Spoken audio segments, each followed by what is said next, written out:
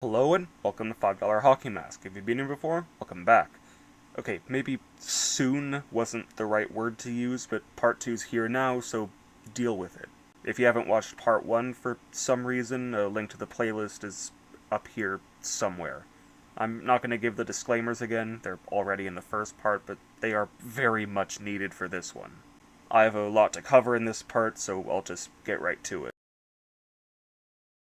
Starting Tier 3 off is Canadian-Saudi weapons trade, which refers to the fact that, as of 2022, Saudi Arabia is the world's highest importer of Canadian military equipment after the US. This is problematic for a few reasons, but the main one is that it might be illegal. See, Canada is a signatory to multiple international conventions, which explicitly say that you're not allowed to export military equipment to a country if that country's government would reasonably use it to commit crimes against humanity. If you know anything about Saudi Arabia, you know why that could be a problem.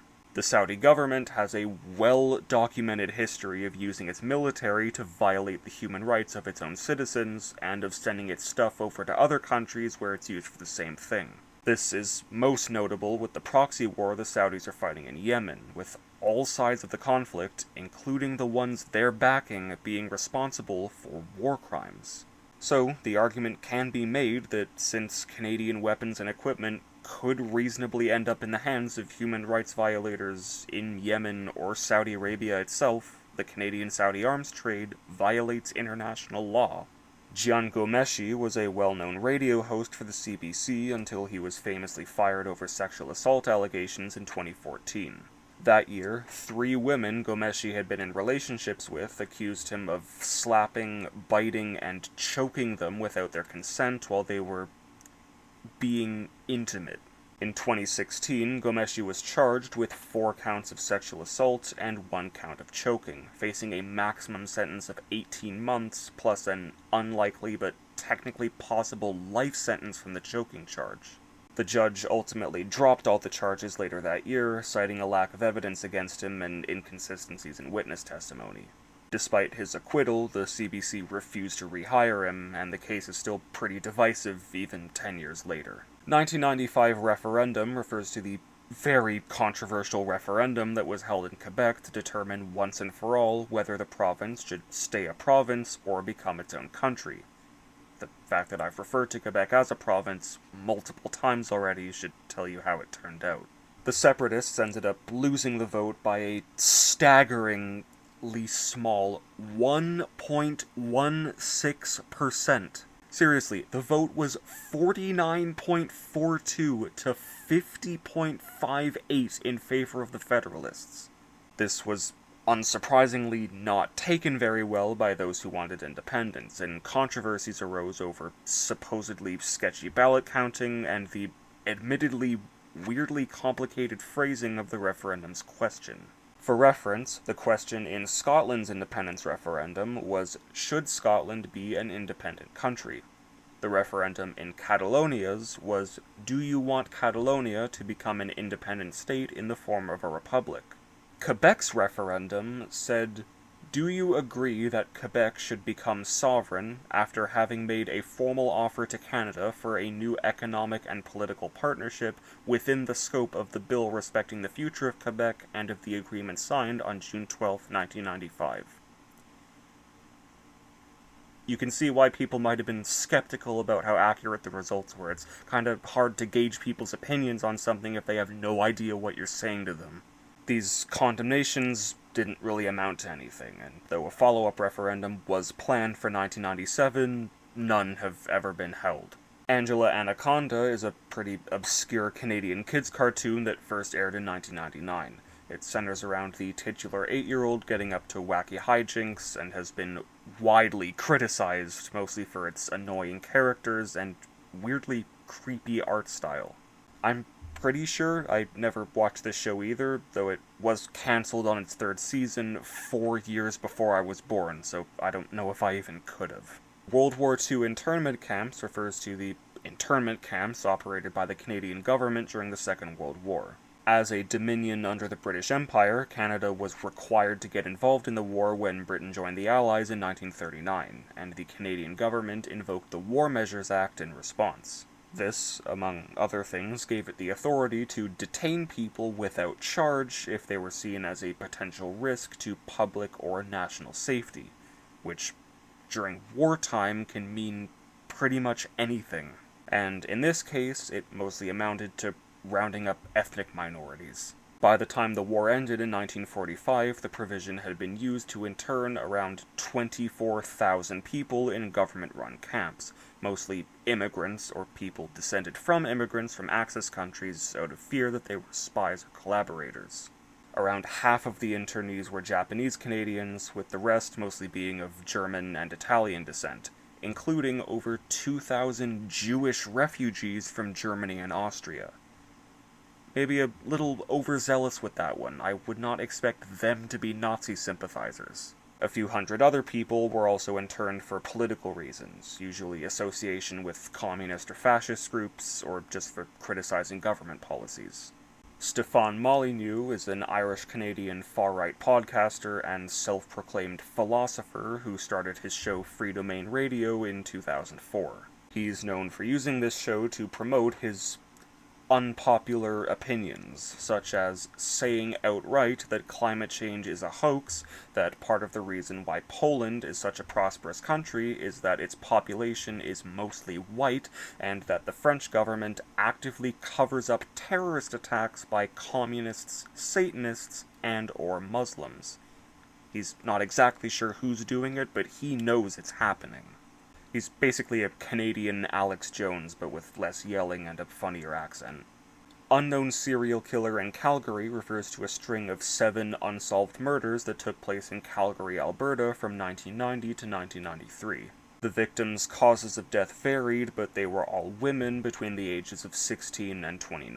In 1993, Calgary police investigated the possibility that a single perpetrator was responsible for the murders, since they all happened in the same city over a relatively short time period, and the victim demographics were pretty similar. Not all serial killers have a consistent murder method, so it's not unlikely. This investigation didn't really go anywhere, though, and the murders are still unsolved to this day. But a few potential suspects did come out of it. 2 men from the Calgary area with histories of sex crimes, and a known serial killer from Quebec who was in Calgary around the time the killings took place. But, from what I read, there's nothing concrete to link any of them to the case, and the first 2 guys were officially cleared as suspects. We're still not sure if the crimes were even actually connected in the first place, too, so there's really not a whole lot to go on here. Jérôme Mystery Man refers to Jérôme of Sandy Cove, an unidentified man found on a beach in Nova Scotia in 1863 with both his legs missing. He was brought to a nearby town where locals tried to communicate with him, to which he mumbled something that sounded like the French name Jérôme, so that's what they called him. They tried to talk to him in several languages, but he didn't respond intelligibly to anyone. Whether this was because he couldn't or didn't want to isn't clear. He stayed in Nova Scotia until his death in 1912, never saying a single word that we know of for the rest of his life. Theories about who Jérôme was, how he ended up on the beach, why he didn't talk, and where his feet went vary. They range from him losing his legs in a war or a logging accident, or having them cut off as some kind of punishment. As for his communication issue, he could have spoken a language no one knew or had some brain injury or psychological trauma that affected his speech. The prevailing theory is that he was an Italian immigrant whose legs were amputated after falling through ice in New Brunswick, and the people looking after him got a bad case of caregiver burnout and just sent him across the bay so they wouldn't have to deal with him anymore. All of those theories have been challenged, though, and Jérôme of Sandy Cove remains officially unidentified to this day. Septic Tank Sam was the name given to an at-the-time unidentified body found on a farm in Alberta in 1977. An autopsy revealed that the man had been violently tortured in ways I won't describe before being shot to death, rolled in a blanket, and dumped in the farm's septic tank. His body was discovered by the farm's owners, and unable to identify him from the level of decay and extent of his injuries, investigators dubbed him Septic Tank Sam, after the place where his body was found. The name stuck for the next 4 decades until he was finally identified through DNA analysis in 2021. It turned out that Sam was actually Gordon Sanderson, a 26-year-old from Manitoba who'd gone missing on his way to visit his brother. Like with the Dalton brothers from earlier, Sanderson's killer was never identified, but it's believed the murder was carried out by local gang members. And, by the way, Septic Tank Sam has gotta be one of the worst names you can give an unidentified dead person. Like, I get it was the 70s and people weren't as sensitive to this kind of thing, but imagine getting tortured and killed, and for the next 40 years people only know you as the Pee-Pee Poo-Poo Man. Who thought that was the right call? Julia Johnson death refers to the case of Julia Johnson, a 5-year-old who went missing in Winnipeg, Manitoba in 1928. She'd been playing in her front yard for about 5 minutes when her mom came to check on her and realized she was gone. An investigation into her disappearance and an extensive search effort was launched, but nothing really came of either, and she stayed missing until 1937. 9 years after she disappeared, her body was discovered in the boiler of an abandoned building on the lot behind her house. Her cause of death was never determined, but the position she was found in indicated someone else had put her there. Who that someone was never determined either, but there were 2 suspects named during the investigation. There was a local blacksmith, who was supposedly the only person with access to the building she was found in, and one of the Johnsons' neighbors, who'd faked his death and fled to the US the year after Julia disappeared. Both were seemingly cleared of suspicion, though, somehow, and her death is still officially unsolved. Unofficially, though, it was the neighbor, right? Like, you're telling me this guy faked his death and fled the country a few months after a child was murdered down the street from his house for completely unrelated reasons. Herbert Norman's suicide refers to 47-year-old Canadian diplomat E. Herbert Norman, who jumped off an apartment building in Cairo, Egypt in 1957. A few years earlier, it came to light that Norman previously had ties to leftist political groups, which was a very bad look for a Western government official in the early 50s. This was the height of the Red Scare, when anyone who was a little too left of center was seen as a potential communist collaborator, and Norman was no different. This naturally led US and Canadian authorities to suspect that he might have been spying for the Soviets. A Canadian investigation eventually found that he had no ties to the USSR, but American intelligence still had their eye on him and made public statements calling him a security risk. The Canadian government asserted his innocence, though, and in 1955 he was made the Canadian ambassador to Egypt. While serving in this position, he acted as a mediator during the 1956 Suez Crisis, which did not help his case with the Americans. Mediating the conflict meant getting close with Egyptian President Gamal Nasser, who they saw as pro-Soviet. Even more public allegations came out as a result, and he jumped off the building soon after. This did nothing to quell suspicion, and his loyalty to the West is still debated today. Some argue he was innocent, and the baseless scrutiny he was under got too much for him, and others say he was actually a double agent, but didn't feel like answering for his actions, and took the easy way out. So, yeah, the US government may or may not have harassed a Canadian official into killing himself for no reason. Nicolo Rizzuto murder refers to 86-year-old Nicolo Rizzuto, a mob boss who was assassinated in Montreal, Quebec in 2010. Nicolo was the patriarch of the Rizzuto clan, a prominent Sicilian crime family based in Montreal, and was shot to death through a window in his mansion.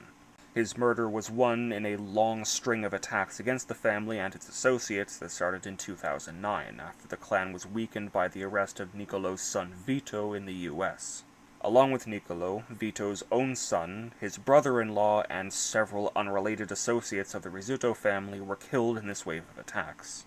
Like Nicolo's, none of these other murders have been officially solved, but they're generally accepted to have been orchestrated by a rival Calabrian family based in Ontario. Salvatore Calacotti, a known member of this Calabrian clan, is believed to be the sniper who pulled the trigger on Nicolo, but he was gunned down in a car in Vaughan, Ontario in 2013, so not much we can do to confirm that.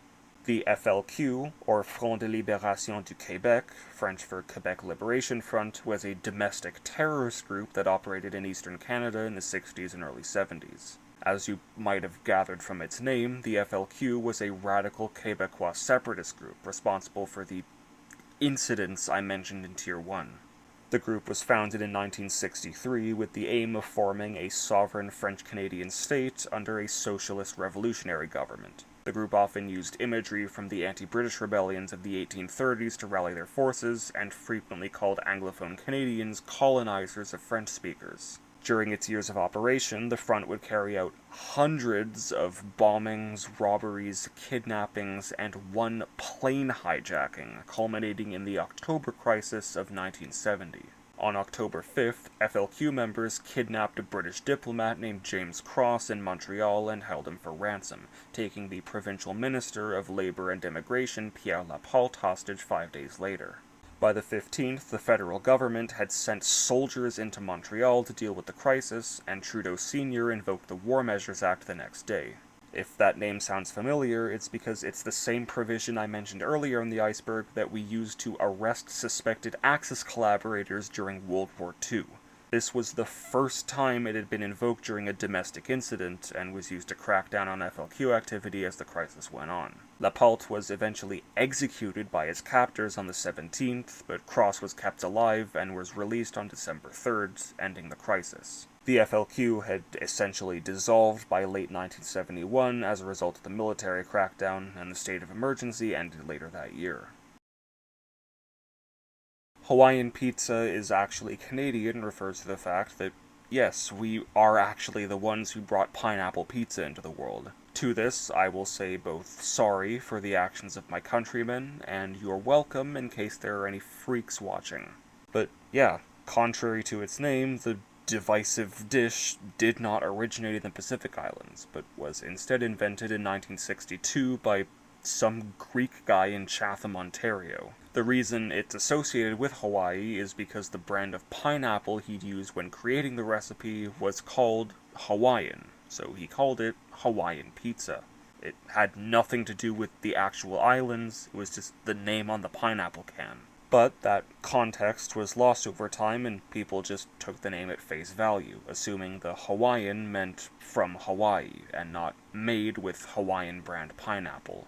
It is for that reason that I extend my prior apology to the people of Hawaii, who have surely suffered greatly from this undeserved affiliation. The War of 1812 was fought between the US and the British Empire from 1812 to 1815.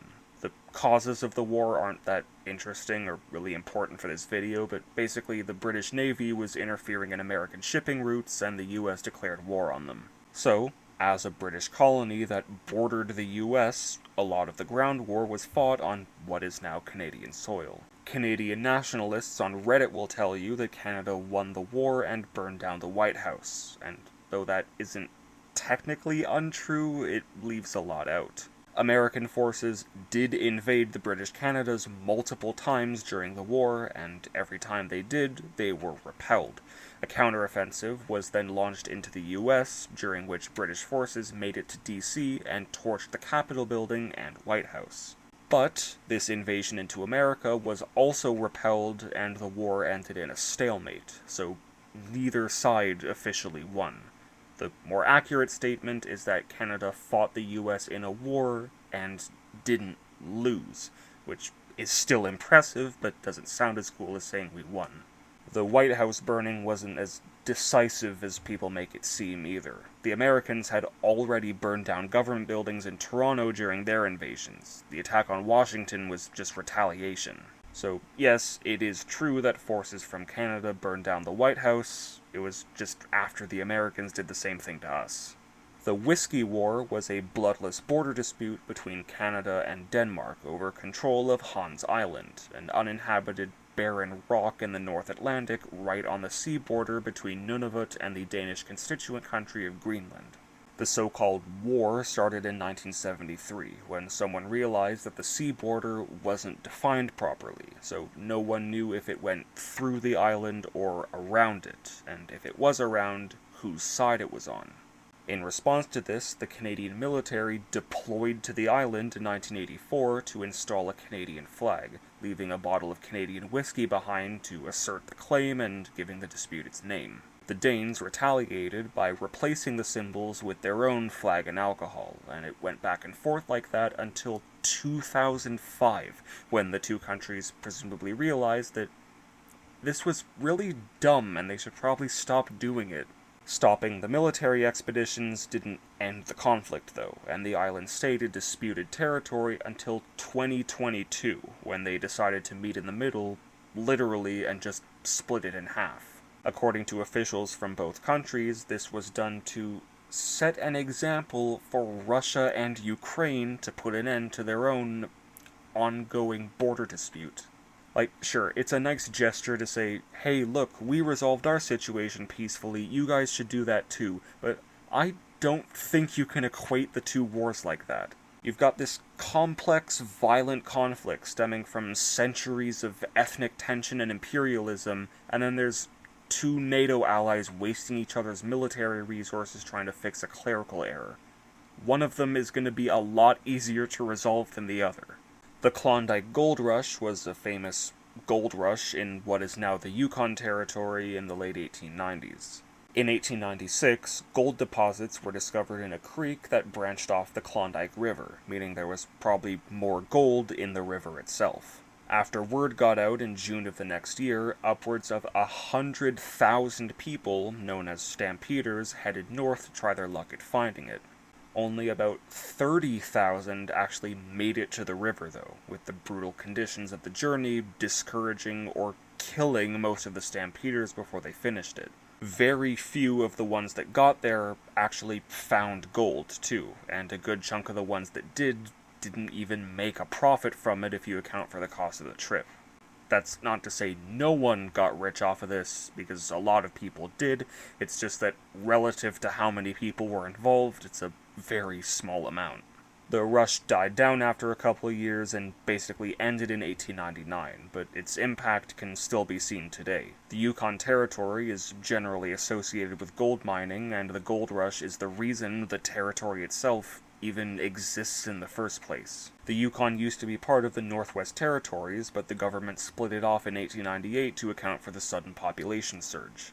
First Nations neglect is pretty vague and can mean a lot of things, but it's probably referring to the fact that a lot of Indigenous majority areas of Canada don't have access to proper infrastructure, namely safe drinking water. As of time of writing, 28 First Nations communities in Newfoundland, Ontario, Manitoba, and Saskatchewan are under long-term drinking water advisories. This means that these communities haven't had access to clean water sources or treatment facilities for at least 1 year, with the longest current advisory being in effect in the Neskantaga First Nation since 1995. Since the government is legally responsible for dealing with this kind of thing, and all of the affected Indigenous communities are First Nations, I'd say it could fall under First Nations neglect. Neglect is kinda strong, though, since the government isn't doing nothing about it. Around 150 advisories have been lifted since 2015, so there is action being taken, just obviously not enough. The Social Credit Party was a reformist party that had probably the hardest fall-off in the history of Canadian politics. It was founded by William Aberhart in 1935 and ran on a platform of socialist capitalism is the best way I can think to describe it. Like, the party advocated for the government to distribute wealth among the people, but the end goal was to give people more purchasing power so they could enjoy capitalism more. As unusual as this ideology is, it won over a lot of people in Depression-era Canada, and the party did very well in ensuing elections. The Socreds were the uninterrupted ruling party in Alberta from 1935 until 1971, and in BC from 1953 to 1972, and then again from 1975 to 1991. They were pretty successful federally, too, hanging around 4th place pretty consistently until the early 80s. The party lost all its federal seats in the 1980 election, and kept declining to the point that it was deregistered as a political party in 1993 since it couldn't meet requirements. On a much darker note, Cam McLeod and Briar Schmigelski were a pair of spree killers who murdered 3 people in northern BC in June of 2019.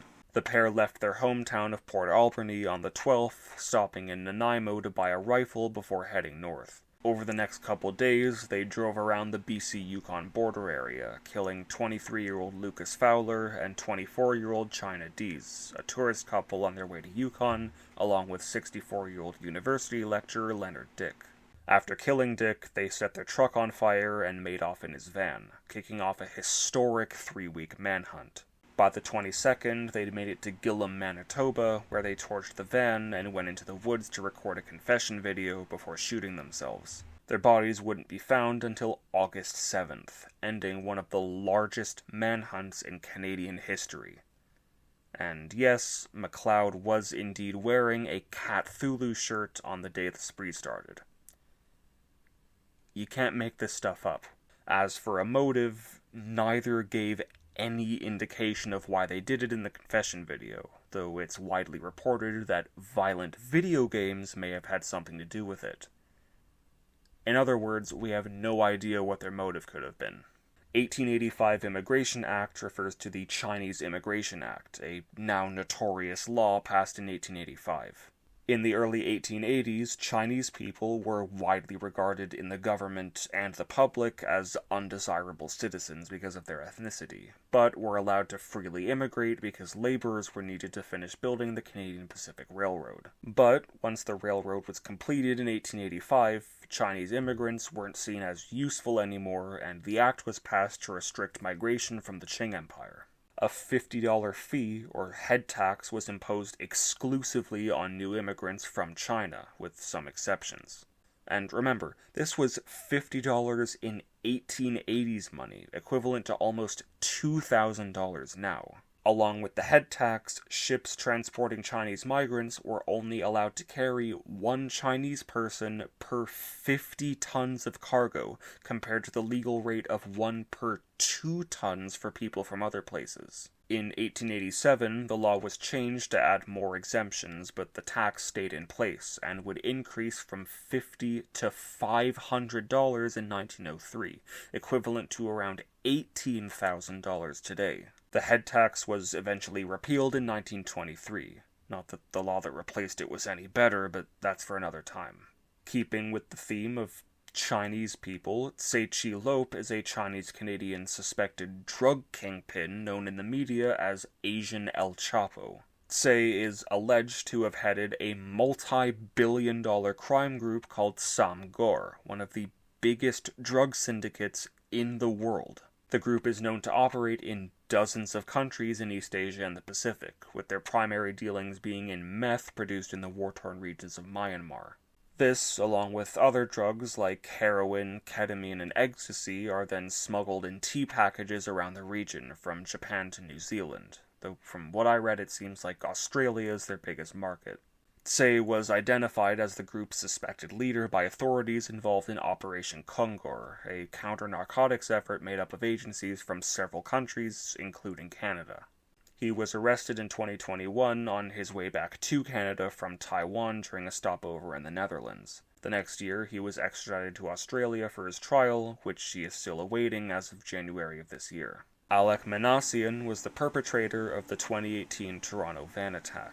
On April 23, 2018, Minassian ran down 26 pedestrians in a rental van in downtown Toronto, 11 of whom would end up dying as a result. At the end of his rampage, he attempted suicide by cop by pretending to point a gun at responding officers. This didn't work, and he quickly surrendered when police realized he wasn't actually armed and went in to arrest him. He later revealed during his interrogation that he had been radicalized through internet forums and was in personal contact with American mass murderer Elliot Rodger in the lead-up to his attack that killed 6 people in 2014. Minassian explained that, like Rodger's massacre, the attack was meant to serve as the metaphorical first shot of an armed incel revolution, during which the virgin men of the world would rise up against their sexually active oppressors. TLDR, he was mad he couldn't get a girlfriend, blamed society for his problems, and killed 11 people with a car because of it. I can't imagine why no one wanted to get with him. He seems like a real stand-up guy. During his trial, the defense argued that he wasn't criminally responsible for the massacre because of his autism, which, like his first try at escaping justice, also didn't work. He was ultimately given a life sentence with the possibility of parole after 25 years, which he is still serving today. The Ken and Barbie Killers is a nickname given to Paul Bernardo and Karla Homolka, a pair of serial killers who are confirmed to have sexually assaulted and murdered 3 teenage girls, including Karla's younger sister, between 1990 and 1992. By the time the couple took their first life in 1990, Paul had already assaulted or attempted to assault somewhere around 16 girls aged 15 to 22 in the Scarborough district of Toronto, earning him a different nickname you're seeing on screen because YouTube. The pair's first murder would actually come by accident when, as a Christmas present, Karla drugged her 15-year-old sister Tammy and allowed Paul to do horrible things to her while Karla filmed him and even joined in herself. The drugs ended up killing Tammy during the act, which they successfully played off as alcohol poisoning. Over the next 2 years, they kidnapped and abused 3 more girls while recording the whole thing. One survived with no memory of the incident, while the other 2, 14-year-old Leslie Mahaffey and 15-year-old Kristen French, were deliberately killed. Paul was eventually caught in 1993 through a DNA match, kicking off one of, if not the most controversial court case in Canadian history. See, the only physical evidence available at the time implicated Paul, so though the prosecution knew she was involved, they couldn't prove how involved Karla was or whether her involvement was willing, letting her take a plea deal that would reduce her sentence to 12 years for manslaughter. The prosecution didn't get their hands on the tapes showing Karla's actions until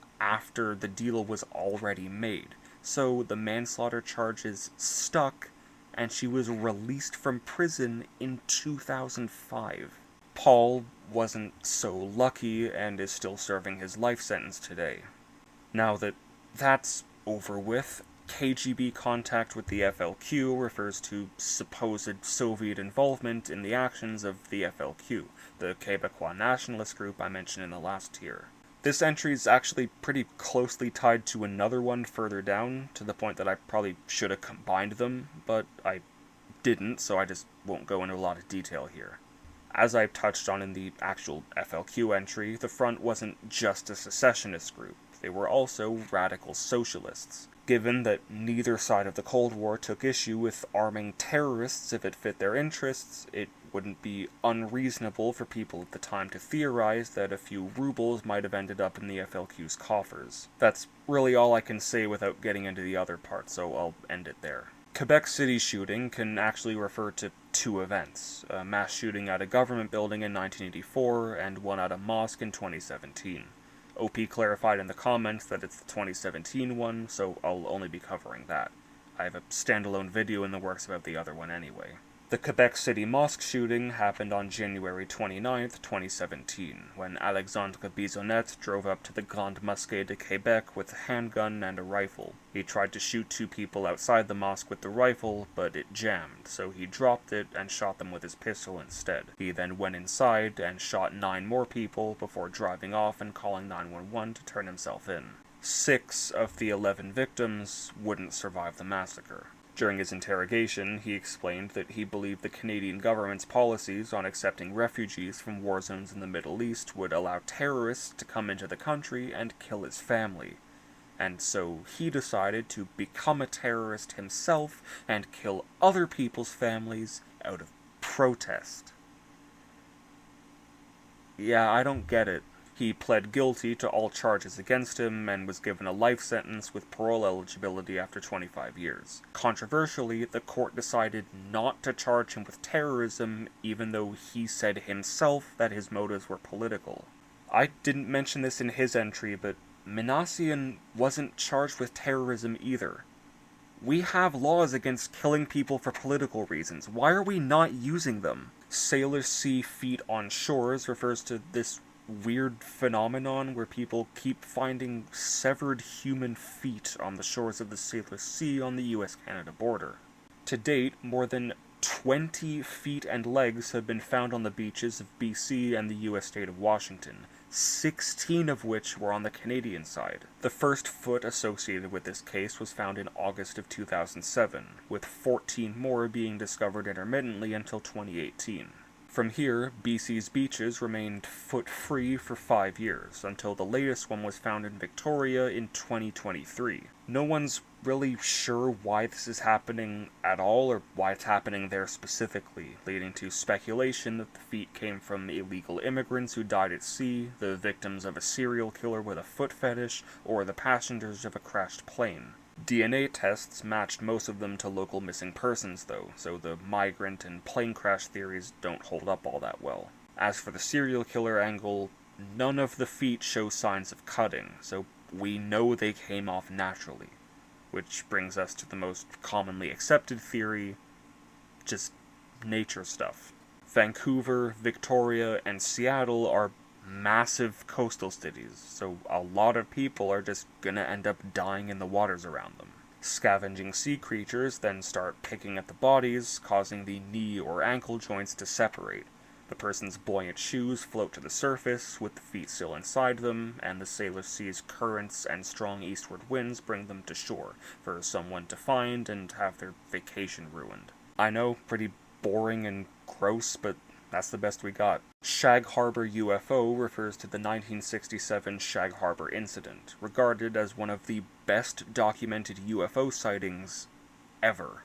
On October 4th, 1967, several residents of Shag Harbor, Nova Scotia reported seeing 4 orangish-yellow lights blinking and moving in a row across the night sky. They then seemed to suddenly turn and shoot down at the water at an angle before stopping at the ocean's surface. What was then described as a bus-sized sphere then floated there for about 20 minutes, releasing a yellow foam into the water before fading out of view. There has never been an official explanation for what happened here, and that's not for lack of trying. What makes this case special is how extensive the government response to it was. The feds got involved pretty early on in the incident, since several witnesses called the RCMP after seeing the lights in the sky, thinking they just watched a plane crash into the Atlantic. Multiple Mounties saw the lights on the water themselves and then called in the Coast Guard, who searched the area for around 5 hours but found nothing except the yellow foam described by witnesses. The Navy even got involved too, but their search didn't turn up anything either. To this day, the official government stance on this incident is that something probably did fall out of the sky at Shag Harbor, they just have no idea what it was. I'm obviously still a skeptic with this stuff, but if there was one case to turn me, it would be this one. The Screaming Tunnel of Niagara Falls is a supposedly haunted drainage tunnel in Niagara Falls, Ontario. According to local legend, the tunnel is home to the ghost of a little girl who died inside it, though specifics vary from story to story. Some say she escaped a house fire but succumbed to her injuries after running into the tunnel. Others say she was killed on purpose, either by her dad, who burned her to death after losing a custody battle, or by a kidnapper who abused and killed her before burning her body to hide the evidence. Who comes up with this stuff? Point is, legend has it that someone died in the tunnel and there was fire involved. This is where the screaming part comes in, since it's said that if you strike a match on the tunnel wall at midnight, it'll go out by itself and you'll hear the ghost's screams. Again, who comes up with this stuff? At least with the church in Halifax, they weren't making it up from nothing. There was a weird-looking hole in the window, so they said a head must have gone through it. This was completely unprovoked. Someone really looked at this random tunnel and said, hey, wouldn't it be crazy if a little girl got set on fire in there and you could, do a ritual to hear what that sounded like? Who did that? Get them help! Tim Hortons coffee had nicotine refers to an urban legend about the real reason why Tim's is such a popular restaurant. According to the story, caffeine, sugar, and patriotism aren't the only things getting people to fill up their local drive-thrus for a double-double every morning. It's also because the Tim Hortons Corporation deliberately laces its coffee filters, and or the inside of its coffee cups with nicotine in order to get people addicted to the drinks. Supposedly, this conspiracy only came to light after a man with a nicotine allergy came up from the States and had a reaction after getting a drink from Timmy's. The company was then forced to admit it had been spiking its drinks with illegal additives the whole time.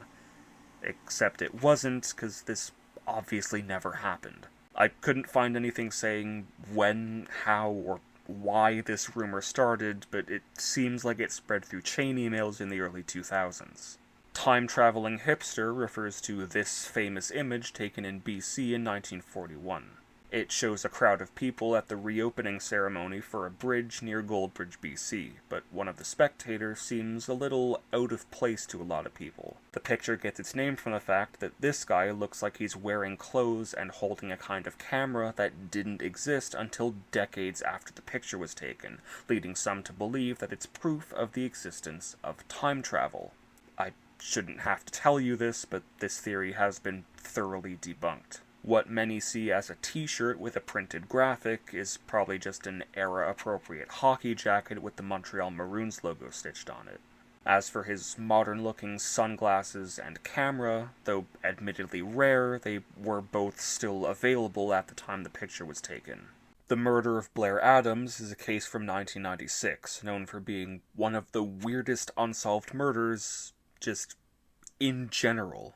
On July 11, 1996, the body of 31-year-old Canadian Blair Adams was found on a construction site in the U.S. state of Tennessee. His cause of death was determined to be blunt force trauma to his stomach, and he was missing his shoes, socks, and pants, with one of his shoes under his head like a pillow. $6,000 of his money and valuables were spread on the floor around him, along with the key to his rental car. In the weeks leading up to his death, Adams became uncharacteristically erratic and paranoid, seemingly out of nowhere. On July 5th, he emptied out his bank account and quit his job suddenly the next day. He spent the next few days trying to cross the border into Washington, eventually making it over in a rental car and then flying to D.C. He rented another car and started heading south, making it to Tennessee by the 10th, where he stopped for gas. For some reason, he was trying to start the car back up with the key from the other car he rented in Canada, and instead of looking for the right key, which would later be found on his body, he had the gas station attendant drive him to a hotel while the car was towed. He checked in, but never went to his room, instead leaving and going to a nearby construction site, where he would be found dead the next day. I've genuinely got nothing. Obviously, his actions can be explained as a mental break. I mean more the actions taken against him. What, someone just came across him in this construction site, randomly beat him to death, stripped him, found $6,000 on him in 90s money, and just left it there? Thunderbird sightings refers to supposed sightings of the Thunderbird, a cryptid originating in the legends of various indigenous peoples from all over the country.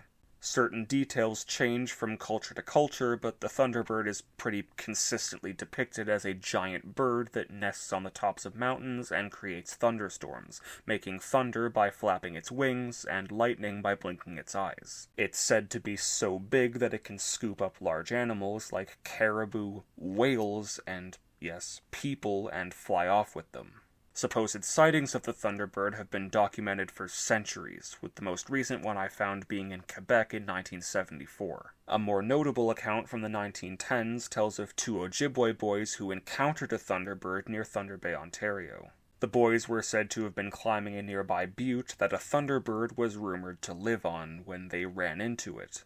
One of them supposedly got too close to it, and it killed him with a lightning strike. And to this, I have to ask, why is this not a more popular cryptid? You're going to tell me that the image of an airplane-sized bird that lives on a mountain, kidnaps hunters, and kills children with its lightning eyes isn't awesome. Alright, that's it for part 2 of the Iceberg. Hit the like if you like it, hit the dislike if you don't. Let me know your thoughts in the comments. I learned my lesson. Part 3's coming at some point in the future, so subscribe to see it when it does. But until then, I'm out.